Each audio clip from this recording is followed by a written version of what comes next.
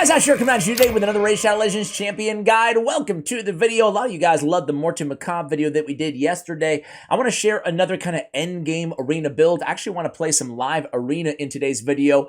I said I was going to play live arena in yesterday's video, but they kept banning Morte Macabre. Currently, right now, I am 34th in the world in terms of live arena here. So we're going to go ahead and run dirty pay to win today. And but I think that more importantly than the actual, stats and the champions that we're going to be using, which are obviously going to be super endgame, I do want to go ahead and show you my favorite build for Ursuga. Ursuga is an amazing champion. I haven't even checked on her lore yet, but I will check on that. I love her. She is the quintessential tank in Raid Shadow Legends. She can do some amazing things, especially in the arena, but really, you can use her everywhere. One of the better ally protectors out there in the game. For me, it's really her and Kyoku, actually, in terms of the best ally protectors out there. I'm sure I'm forgetting somebody, but you guys can let me know who you love. Krisk, Kyoku, and Ursuga. How about that? Those would be my three favorite ally protectors. But she is a monster. I mean, look at her. Is that okay to say?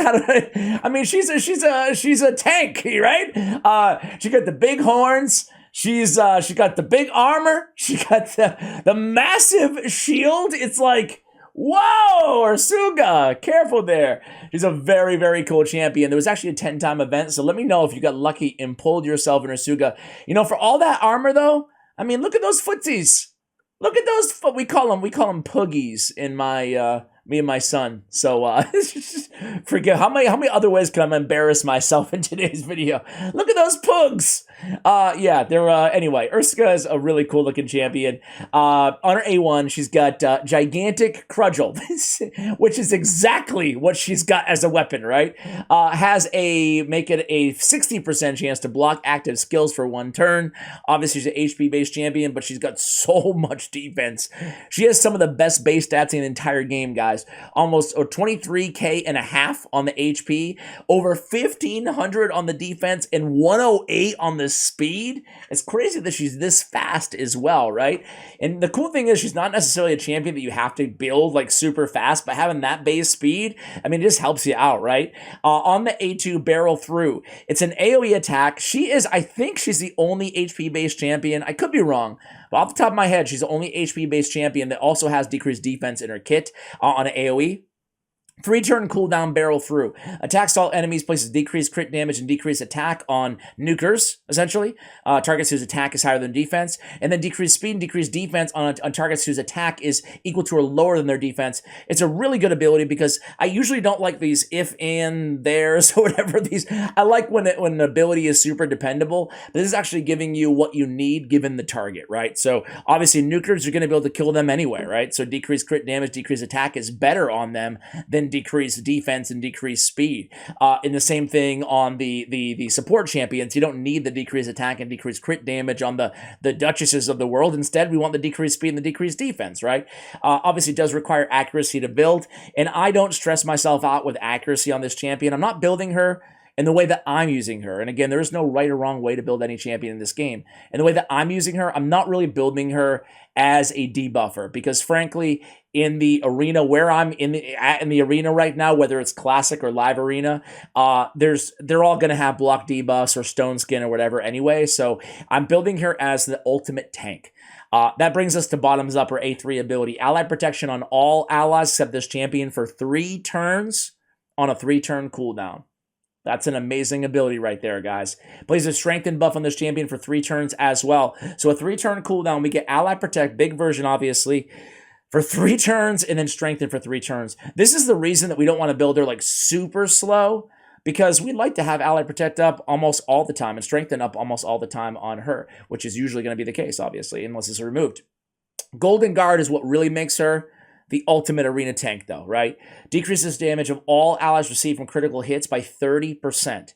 This champion will receive that damage instead. So we can build her super ultra tanky throughout the entire battle, unless you're going against a Ronda or a Ramatu, someone who takes away your passive skills. She's going to be eating up all the critical hit damage. 30% is massive, dude. It's massive. So HP in all battles by 33%. Actually use the HP in all battles a lot as an aura lead, right? If I don't need the speed and I don't need the resistance, then I'm probably just going to use Ursuga, especially when she's on the same team as like a Rotos or any HP-based nuker. It's going to give you a little bit extra damage out of that nuker as well, so it's nice to have that survivability. Okay, here she is. Let me show you how I have her built, guys. Oh man, I really love this champion. She's really cool. I find myself using her way more than I expected in live arena. Even if you don't like a live arena, I know most people don't at this point. Or you know, depending on when you're watching this, or you might not have access yet. But honestly, her in a bolster set is for me, it's perfect, right? Because I want even more utility out of this champion. So I put her in a bolster. A lot of people build her in Stone Skin. Not that there's nothing wrong with building her in Stone Skin. And I am utilizing the 2-piece Stone Skin for 40 resistance and 8% HP. People sleep on 1-piece or 2-piece Stone Skin, or even 3-piece, right? You get a lot of stats for just a few pieces of Stone Skin.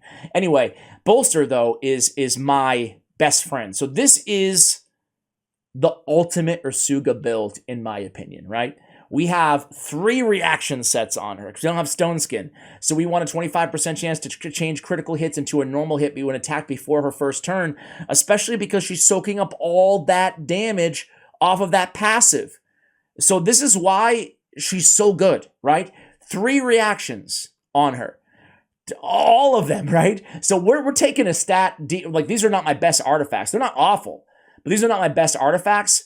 But we're using these instead. Actually, they're actually pretty dang good now that I look at them, right? A lot of defense here, but we have an attack ring. We don't want an attack ring on this champion, but I'd rather have triple reaction in Bolster. So we're getting the protected 30% shield based on 30% of her HP. I scaled her defense a little bit more than HP because it scales so well, and I want her to be super uber tanky too. But, you know, it's really up to you guys, right? If you want to build her in Bolster, you can go with HP, you can go with defense, you can go with as much of both as you possibly can, which is what I went with here. So 7,000 on the defense, 82,000 on the HP. We have a little bit of resist on her, but resist is not imperative. I used to run her as like a 500 or 600 resist, and then I thought to myself, like, why? You know, I mean, like, yeah, obviously we don't want her to be CC'd, but we can get utility out of this passive no matter what. We can get utility out of, you know, a bolster set no matter what, you know? So part of her job is to just be there, even if she's not taking turns, right? Because of that passive. Obviously, we'd like to have bottoms up as much as possible as well. We do have temporal chains on her. It's not bad to decrease enemy speed by 2% for each active buff they have. It's just only 1-star ascension.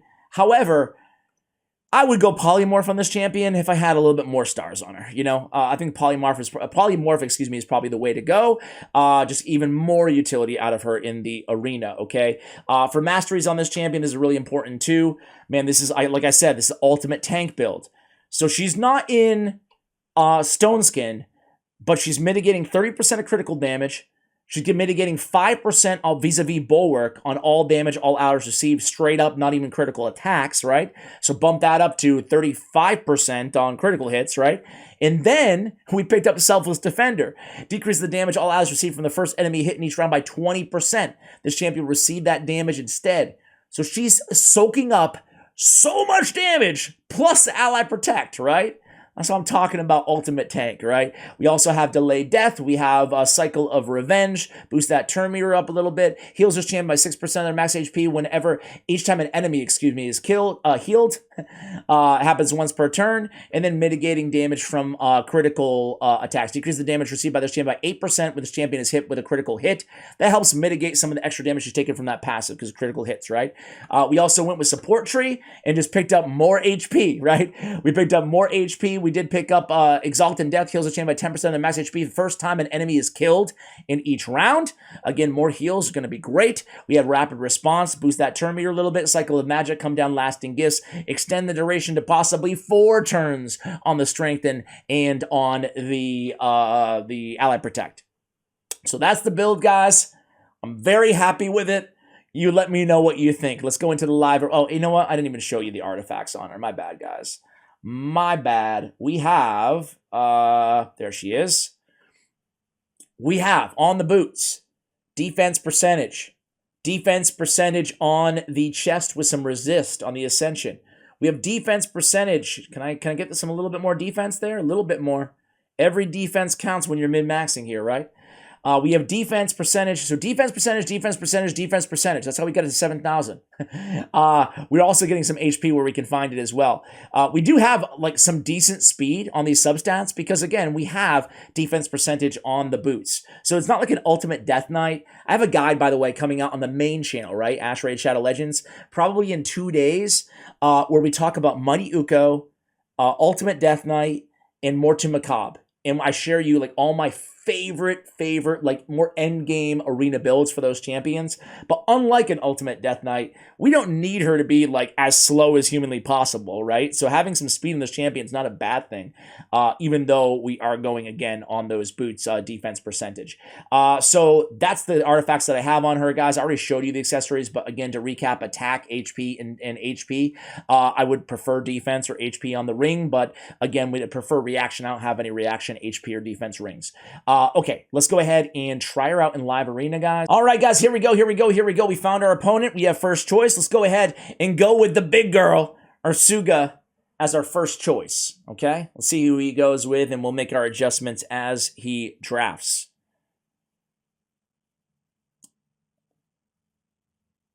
So far, nothing. I think I'm going to go with a... Oh, probably only going to do one battle here because it takes forever. So he has the annoying Ramantu, Drake's Blood. So we're going to go with a... let's go with Baron. Nah, let's go Inithwi. Let's go with... Actually, Inithwi will be mitigated. Let's go with Harima. And let's go with Marichka. And then we'll save our Siphi Rotos for last, I think. I think that's the way to go. And it might not be Siphi Rotos, depends on what he does here with these last picks. But I think it's going to be. Or his next 2 picks, I should say. I usually don't lead in with my nuker first. So I'm assuming he's going to go Rotos on his last pick. In which case, I will go Mortu, and I will go UDK. Yes. And then I'm gonna ban Ramantu. Let him keep Rotos. So I went Mortu because he has an AoE nuker. Another AoE. Well, I'm gonna ban him. And then UDK will counter his Rotos, so he'll probably ban my UDK. And then we'll be cooking with fire. We'll be cooking with fire here. So is he ever going to choose? Come on, man. There he goes. All right, just like we said. So I'm going to ban him. He's going to ban him, right? Boom. Watch. There it is. And we're going to go with Ursuga in the lead, man. The tank of tanks. He's going to go with Duchess. He's going to go first anyway. Take advantage of that speed, and we will see what he can do in this battle. So here we go. So he's going to have plenty of time here. But again, we have a very slow Mortu Macabre. He has Stone Skin on Duchess. He has Stone Skin on Leo as well. Interesting to run a Stone Skinned Leo. I wonder why he's running Stone Skin Leo. Just because he has the unkillable anyway. And he can't be put on CC'd anyway. You know, I guess so he's not nuked by a Go First team. Anyway, here we go. So who's she going to put to sleep? Siphi. Who are you going to put to sleep? Okay. Harima. All right, Duchess time. His whole team gets a couple turns. We're just going to cleanse this sleep off of Harima. And then we're going to come in with the Ally Protect and the Strengthen. Let's see. No whatchamacallit's there. No, just going to A1 here with Harima until the Stone Skin falls off. No lasting gifts procs, is what I was going to try to say over there. All right, so they put Marichka to sleep. He's going to just kind of chip away here. We are going to use the A2 and hope for a Retribution proc on Rotos to activate the... Okay, there it is. We got it. Peril is live. So now we get to choose who we want to kill. We can't kill Leo. A, because he has unkillable, and B, because we need the AoE attacker to stay alive, to keep triggering peril. So I think we're just going to probably take out Rotos if we can target him. No, he has 2-turn Veil. So I guess we're just going to kill Siphi. It's going to take a while for him to get that full turn meter, but eventually we will kill Siphi. That will be the first victim of the Morte Macabre. All right. Who's up? Leo? Go ahead. Nuke us down. So he goes in there at Ursuga. What is Rotos going to do? Probably pick away at Ursuga again some more. Yep, he goes A2. We can refill, excuse me. We can refill that destroyed max HP with the A2 of Marichka, if she ever gets a turn. But just as we said, we're going to take down Siphi first. Boom, dead, block revive. All right. So let's see who's going to be the next victim. So they're still going pretty hard on my poor Ursuga. I'm just going to go ahead and A1 against Leo. Hopefully no counterattack. We don't get it. So now we are going to... This is kind of a bummer. I don't really have a great option here. I guess I'll just take some defense off of Duchess. We couldn't kill Leo because he has unkillable. I guess we could have burnt the unkillable and then just popped him off with whoever. Probably still the right move to do that. It's okay. So now we can, might as well just come in here and heal everybody up. We have Celestial Awe on cooldown as well. I didn't notice if Mortu has another Peril up right now. But yeah, I should have definitely attacked Leo instead there, so a little mistake. Maybe we can get him down right now. Ooh, so close. Come on. What a ripoff. Let's just go A3 here. At least we can put the fear on Duchess. And here comes Mr. We got it again. We got Peril again. Now you're going to die, Rotos. You're going to die, man. Let's just come in here with the weak hit. Oh, man. Screw you, pal. It's okay. We are good because the beauty of this is that we still won't lose because we have Marichka with her revive on the when she dies. So let's see if she can finish off. I don't think she can. Nope. But she'll die eventually. We'll pick up the entire team, then we'll kill him. If I had just not made that one mistake, that's funny in live arena, right? You really learn a lot, you know, because you, like that one mistake I can point to and say, well, geez, if I didn't do that, the whole thing would have been over by now, you know? So we're still gonna, like I said, we're still gonna win, but it's taking us a lot longer than it should, A. And B, if you keep making stupid mistakes like that, eventually you're not going to always win, right? So let's go after Duchess here. Get her down. They still have 2 incredibly hard-hitting nukers left alive. Luckily, we have Harima. So we're going to take down Duchess now. She's going to instantly activate the A3. And there we go. So, guys, hopefully you enjoyed. I don't know if that was a good spotlight, per se, of Ursuga, but hopefully you enjoyed the, the live arena battle. I find, honestly, just to be real with you guys, I find the live arena battles not the best for YouTube, you know? But if you guys feel differently, I would love to hear from you guys, just because it takes a while and a lot of it is just downtime waiting for the opponent to make a move. I find it enjoyable to play personally, but I do not find it enjoyable to, I don't think most of you will find it enjoyable to watch, but let me know if I'm wrong, guys. I love this champion, guys. If you want to see another build on Ursuga, I talked about Guardian, I talked about various different ways to build her for PvE content, just let me know, because the thought occurs to me that on some of these champions, I might have to make different guides, like multiple different guides. Let me check to see if there's any lore on her real quick. Bummer, no lore again. Man, they have like, look at this. They have like every, they have so many barbarians, but no Ursuga. All right, guys, that's going to do it for the video. Thank you so much for watching. And as always, take care, guys.